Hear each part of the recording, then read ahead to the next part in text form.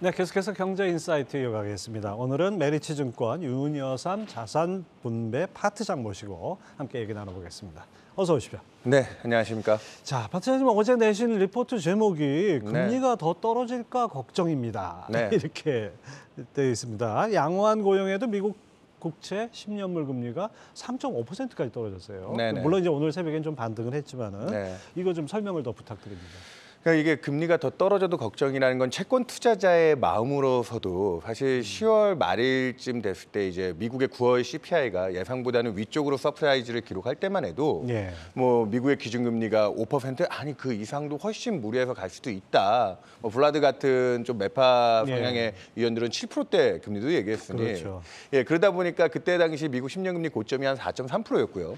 우리나라 국채 10년짜리도 대략 한 4% 중반에 4.6%까지 고점을 찍었었는데 이게 11월에 확인됐던 10월 미국 물가 지표가 또 예상보다는 아래쪽으로 서프라이즈를 내버렸죠. 그렇죠. 예. 그리고 나서 이제 향후 경제에 대한 방향성에 대한 우려들, 목소리들이 들어오기 시작했더니 한 달 조금 넘는 남짓한 기간 동안 이제 12월 첫째 주 들어와서 미국 10년짜리 채권 금리 방금 앵커님도 얘기하셨지만 3.5%. 우리나라 10년짜리도 마찬가지입니다. 3.5%로 대략 한 달 반도 안 되는 기간 동안 무려 1%포인트, 미국은 한 0.8%, 80bp 정도가 하락해서 채권 투자자들은 이게 금리가 높을 때가 채권이 싼 거잖아요, 사실은. 그렇죠. 이자도 더 많이 받을 수 있고. 그렇죠. 근데 제대로 그때 그런 통화 정책이나 인플레이션에 대한 리스크 때문에 편입을 못 하고 있었을 텐데 단기에 이제 주식으로 표현하면 내가 10,000원의 어떤 주식을 보고 있었는데 이 주가가 갑자기 12,000원, 13,000원 올라가면 마음이 다급해지죠. 그렇죠. 그러니까 투자자들 입장에서는 우리나라도 기준금리 지금 한 3% 중반 정도가 적정 기준금리 보이는데 10년짜리 금리가 벌써 거기까지 빠져버리니 이게 여기서 더 떨어질 수 있을 건가? 이제 금리가 더 하락하는 거에 대한 미처 담지 못한 아쉬움에서의 그런 발언, 채권 투자자의 마음도 예. 있고 또 이제 금리가 그 정도로 급락하는 건 물가가 단순히 정점을 본 이슈뿐만이 아니라 경기가 나빠질 거라고 하는 안전자산 측면에서의 채권의 매력도가 부각되는 부분도 있어서 사실 금리가 더 떨어지는 것도 전체적인 금융시장 입장에서는 심히 이제 또 걱정할 만한 영역에 온 게 아닌가. 참 올라도 걱정, 떨어져도 걱정입니다. 모든 건 이제 이 방향성도 중요하겠지만 변동성이 중요할 텐데 그렇죠. 오를 때도 금리 상단이 얼마일지 모르게 계속 오르면서 그 리스크 무위험 자산, 이 무위험 자산에 대한 평가, 그래서 주식 시장이 밸류에이션이 이런 데 부담을 줬는데 지금 또 떨어지는 속도가 빠르죠. 그러다 보니까 이제 정말 경기가 많이 나빠지는 쪽으로 채권 시장이 배팅하기 시작하는 건가? 거기에 대한 걱정들도 이제 쌓이고 있다. 이렇게 보시면 될 것 같습니다. 결국 미국 기준금리가 4%인데 지금 3.5%대까지 떨어졌다는 얘기는 네. 그만큼 이제 경기 침체에 눈을 돌렸다 이렇게 봐야 될까요? 뭐 어떤 포인트를 짚어야 될까요? 일단 뭐 채권 시장 아직도 이번 국면에서의 해석에 대해서 논란이 많긴 하지만 현재 미국의 장단기 금리차 역전의 제일 대표적인 10년짜리 채권과 2년짜리 채권은 무려 80bp 가까이 역전됐고 방금 또 지적하셨다시피 미국의 기준금리가 4%인데 10년짜리 장기금리가 기준금리보다도 또 뒤집으면서 3.5%까지 내려왔다. 근데 분명히 내년 상반기까지 미국의 연방금리는 비둘기파들조차도 5% 이상은 봐야 되겠다. 지난 주말에 그렇죠. 양호한 고용과 일부 최근까지 이제 버텨주고 있는 경기 지표들이 있기 때문에 그 기조는 이어질 것 같은데 채권 시장은 조금 더 10년짜리 채권을 사시면서 짧은 시기에 1, 2년 보고 투자할 수는 없을 거 아니겠습니까? 그렇죠. 그 흐름 안에서의 미국의 통화정책 정점 인식과 함께 내년에 어려워질 수 있는 경기 여건 때문에 지금 여러 가지 침체를 추정하는 모델들이 있는데요. 장단기 금리차뿐만이 아니라 일부 앞서가는 선행 지표들의 둔화되는 압력들을 놓고 보면 블룸버그와 같은 기관에서도 지금 1년 내 침체 확률을 무려 한 80% 이상 프라이싱 할 정도로 상당 부분 지금 실물 경제에 대한 우려들은 쌓이고 있다. 그렇게 보시면 될 것 같습니다. 그리고 같은 맥락에서 우리 윤여삼 파트장님이 올해 내내 강조하신 게 이 금리, 유가, 달러 기준의 기업 거시경제 비용 부담. 맞습니다. 이것이 누적되어 있는 거. 이것이 기업 활동에 상당한 제약이 될 것이다. 네네. 이 부분을 강조하셨는데 같은 맥락으로 봐야죠?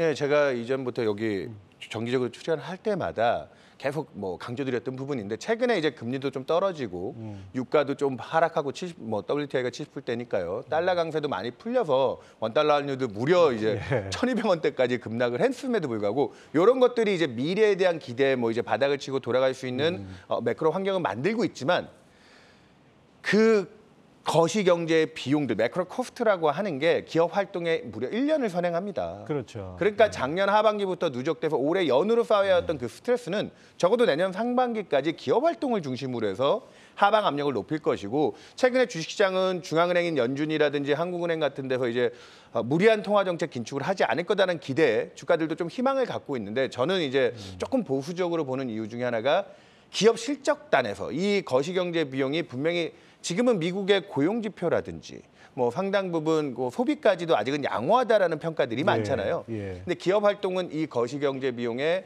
생산 활동들이 위축될 거라고 보고 있기 때문에 그런 충격들이 내년 1, 2월 달에 확인될 미국 4분기 실적, 우리나라 또 4분기 실적에서는 상당 부분 지금까지는 선방했거든요, 사실은. 예. 그런 데서 이제 미스를 내면서 부담을 주게 될 것이다. 그렇게 보고 있습니다. 오늘 새벽에 그 서비스업 구매관리자 지수 PMI가 미국에서 발표가 됐어요. 그런데 월스트리트저널이 예상한 전문가 예상치가 53.7이었는데 네. 이걸 웃도는 수준이 나왔습니다. 이건 어떻게 봐야 됩니까? 상당히 그것도 예상치를 크게 웃돌아서 56포인트 정도 수준을 넘어섰는데, 기준선이 50인데 그것보다도 한 뭐 5%포인트 이상이면은 어느 정도 과열 국면 정도로 지금 저 그래프 나오듯이 지금 상당히 높은 수준입니다. 그러니까 이전에 7, 8월 3분기 초에 미국의 경기가 전반적으로 양호하다 평가했던 수준을 다시 복원했거든요. 예. 이렇게 보면은 미국 경제에 대해서 또 여전히 너무 과도한 우려를 가져가는 게 아니냐라고 하실 수 있는데, 지난 주말 고용지표 확인하고 나서도 미국 금리가 한 10bp 이상 급등했다가 결국은 하락세로 한 2bp 정도 하락하고 끝났던 이유 중에 하나가 ISM 서비스업 지수 같은 경우에는 기준선을 하회하고 49포인트까지 또 예상을 하회하고 떨어졌습니다. 그러면 제조업과 서비스업 경기 간에 간극이 있는 건데, 근데 장기간의 시계열을 놓고 보면 미국 경기의 주도력이나 선행성은 제조업 경기에 있습니다. 부가가치를 생산하고 많은 서비스업은 그 제조업을 서포팅하기 위해서 뭐 운수 창고라든지 기타 그걸 서포팅하는 산업들이 많이 존재하는데, 제조업 경기가 먼저 앞서서 위축되고 있는 부분. 그래서 제조업 경기와 서비스업 경기가 이렇게 간극이 벌어지면서 제조업 빼기 서비스업 지수가 마이너스를 크게 기록할 때는 주식시장의 증가율, 전년 대비 그 상승률을 비교해 볼 때 상관관계가 굉장히 높습니다. 그러니까 제조업 지수가 벌써 이렇게 나빠지는 쪽에 미국의 증시가 YOY로 마이너스 수익을 기록하는 건 이미 경제에 대한 큰 틀의 방향성은 서비스업은 후행적이거든요. 거기서 그렇죠. 지금 좀 온기가 남아서 버텨주는, 이번 팬데믹 때문에 딜레이돼 있던 리오프닝 발이 지금 서비스업을 지지해주고 있는데 이거를 지속적으로 유지될 거라고 보는 쪽은 조금 무리하지 않을까 그렇게 보고 있습니다. 한편 뭐 증시는 항상 실물 경제에 선행하지 않습니까? 그래서 지금 상황은 경기 침체를 반영한다기보다는 어떻게 보면 지금 말씀하신 엇갈린 지표 속에서 뭐 어느 정도 선방하고 있다 이렇게 봐야 될까요? 그러니까 지난 2년간 팬데믹 기간 동안 너무 또 무리하게 올랐던 부분이 있었기 때문에 밸류에이션에 대한 부담과 이런 것들을 올해 내내 털어내고, 그리고 또 일부 성장주 같은 경우에는 이제 상당히 주가가 많이 낙폭을 기록하면서 좀 빠질 만큼 빠진 게 아니냐는 국면에서 통화정책의 긴축에 대한 강도들이 좀 멈추고 금리가 주는 스트레스들이 좀 빠졌기 때문에 거기서 최근에 조금 일부 안도 랠리, 저는 개인적으로 예전에도 한번 얘기 드렸던 것 같은데 이번 4분기 인디안 썸머와 같은 그런 온기가 좀 있지 않을까 하지만, 그 인디안 썸머라 함은 곧 겨울이 온다는 뜻이거든요. 그렇기 때문에 저는 뭐 내년에 레벨이, 주식 레벨이 뭐 올해 기록했던 저점에서 크게 낮아질 정도의 심각한 침체를 보지 않더라고 하더라도 지금 남아있는 실물 경제 중심으로 해서 뭐 올해 지금 금리 부담이나 이런 것 때문에 꿈과 희망의 주식들이 많이 빠졌잖아요. 그리고 이제 실적을 내고 가치가 있는 밸류 주식들이 좋았는데 그런 주식들이 내년 초에 나쁜 건 나쁘다. 그걸 인정하는 과정에서 아마 손바뀜들이 좀 나오지 않을까. 그런 단에서 지수 자체는 많이 빠지진 않을 것 같은데 투자의 스타일 변화라든지 그 안에서 종목을 선택하는 고민들은 좀 더 치열해질 것 같다. 저는 그렇게 보고 있습니다. 하여튼 뭐 요즘 미국 장세 몇 달 동안 보면은 좋은 게 나쁜 거고 나쁜 게 좋은 거. good is bad, bad is good. 이 상태가 계속되는 것 같은데요. 자, 파 차장께서는 이 재화 물가가 빠르게 안정되고 있고 미국 물가에 상당한 영향을 미치는 렌트 물가도 어느 정도 잡히고 있다고 보셨는데 어떤 근거에서 그런 겁니까? 일단 지금 최근에 가장 중요하게 보는 지표 중에 하나가 컨테이너 운임 같은 이제 물건을 실어 나가야 되는, 특히나 중국에서 미국으로 가는, 중국이 생산을 하고 미국이 소비를 해주잖아요. 그 운임이 박스당 2,000달러대 선까지 후퇴했습니다. 작년에 한창 공급망 충격이 컸을 때 12,000달러 정도 수준을 기록했던 건데 이 지금 현재 컨테이너 운임 그 가격 수준은 2021년, 그러니까 이 공급망 충격이 본격화되기 전에 연평균 수준보다도 지금 아래로 떨어졌습니다. 무슨 뜻이겠습니까? 공급망 충격에 대한 우려가 좀 덜어진 것도 있지만 그만큼 사람들이 뭐 이제 자동차라든지 TV, 가전과 같은 내구재들 중심으로 소비를 할 만큼 했고 그런 것들이 이런 재화들을 실현하는 해상 운임의 하락으로 연결이 되고 있기 때문에 그런 쪽에서의 눈앞에 보이는 물가 안정에 대한 기대들이 크고, 그리고 렌트비 같은 경우는 많은 또 속보성 있게 그걸 진단하는 사이트들이 있어요. 아주 쉽게 미국 구글 같은 데서 렌트닷컴이라고 치시면 미국의 내셔널 와이드로 월세 정도의 정보가 속보성 있게 나오는 사이트가 있는데, 지난 2개월치 정보를 보면 9월과 10월 달 정보가 나와 있거든요. 9월이 전월 대비 무려 마이너스 2.5%를 기록했고 10월에도 마이너스 1%를 기록하면서 미국의 주택 경기 냉각이 전체 CPI에서 30% 이상을 설명하는 주거비, 이쪽에 대한 압력들도 이제, 그래서 저는 12월 FOMC 직전 전일에 발표되는 11월 미국 CPI도 생각보다는 이 주거비 단에서 받는 그동안 서비스 물가 지지하는 부분들도 이제 어느 정도 좀 완화가 되는 증거들이 보이고 있기 때문에 11월 CPI가 FOMC 직전에 생각보다 이거 그렇게 완화되고 나면 또 시장이 좋아할 수도 있긴 하겠지만 물가 인플레이션에 대한 우려들은 채권 시장 중심으로 금리를 빼는데 이런 어느 정도 확인이 되고 있다, 그렇게 보고 있습니다. 자, 우리는 시장을 매일 들여다보니까 매일매일 어떤 변화에 이제 민감하지만은 페드 입장에서는 어떻게 보면 그 한 달 반 주기로 FOMC를 열지 않습니까? 그런 상황에서 보면 하루하루의 그 지표보다는 한 달 반 정도의 그 기간 동안의 변화를 봐야 될 것 같은데 그런 점에서 뭐 연준의 속도 조절한다 그래도 12월 당장 뭐 무슨 방향을 확 튼다거나 이건 아닐 것 같아요. 그러니까 파월 의장이 11월 말에 있었던 컨퍼런스부터 이제 속도 조절에 대한 뭐 확신을 주셨는데, ISM과 같이 ISM 제조업 지수와 같이 이게 기업 단에서의 스트레스는 쌓여 있는데 또 후행적인 서비스업과 고용은 아직 양호하니 거기에 따르는 통화 정책에 아직까지는 약속했던 긴축 정도의 강도, 이 정도는 이행할 힘이 있다라고 보고 있고요.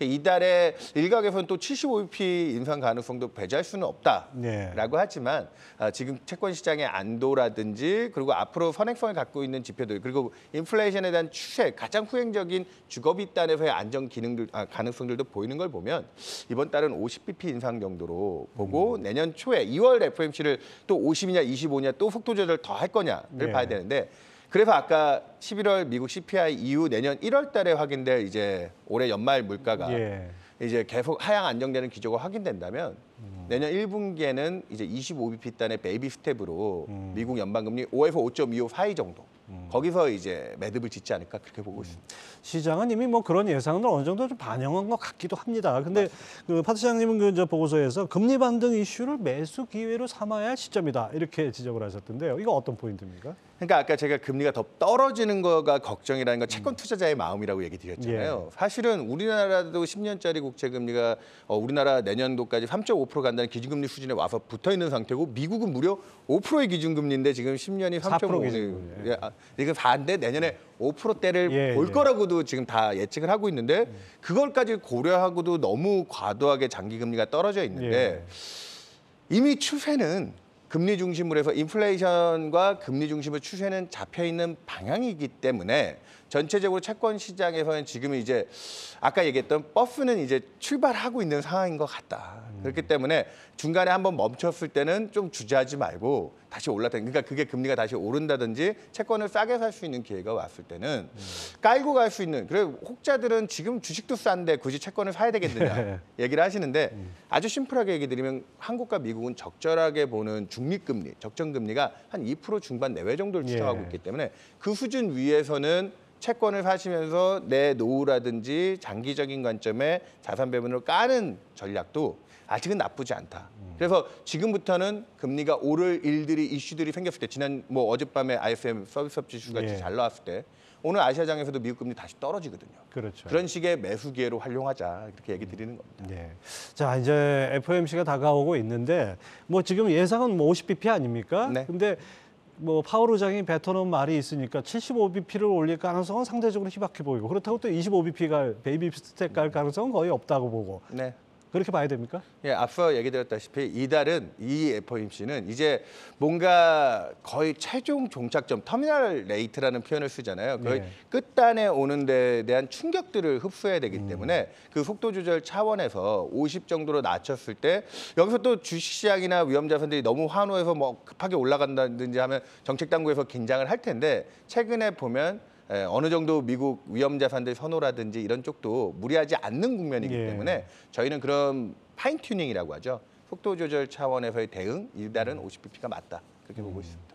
자, 문제는 이제 그 FOMC 직전에 나올 CPI, 뭐 CPI 숫자도 숫자지만은 기대 인플레가 좀 꺾이는 모습이 좀 확실하게 보여줬으면 좋겠는데 네. 어떻게 전망하십니까? 그러니까 올해 주식시장이 가장 안 될 때 이슈 중에 하나가 그 마켓이 트레이딩하는 BER라고 하는 그 시장 기대 인플레가 있거든요. 네. 걔랑 주가가 같은 방향으로 움직였어요. 그러니까 피벗 얘기 나올 때마다 유동성이 좀 풀릴 거에 대한 기대로 주가가 올라가는데 기대 인플레도 같이 올라가 버리는 거예요. 네. 그러면 중앙은행 입장에서는 시장의 저 인플레 기대를 어떻게든 잡아야 되겠는데 그리고 또 매파적인 성향이 보이면 기대 인플레가 꺾인과 동시에 주가도 같이 빠지는. 근데 최근에는 아까 얘기드렸던 인플레 기조가 좀 꺾이는 증거들이 나타나기 시작하니까 그전에는 인플레에 대한 불확실성이 위쪽으로 좀 컸잖아요. 네. 이제 안정화되는 모습이 나타나기 시작했더니 최근 주가가 오른데도 기대 인플레는 생각보다 많이 따라서 오르지 않았습니다. 그렇기 때문에 주식시장을 제가 내년 초까지 뭐 가치주라든지 일부 나쁜 펀더멘탈에 조금 조정 국면들도 얘기를 드렸는데 예.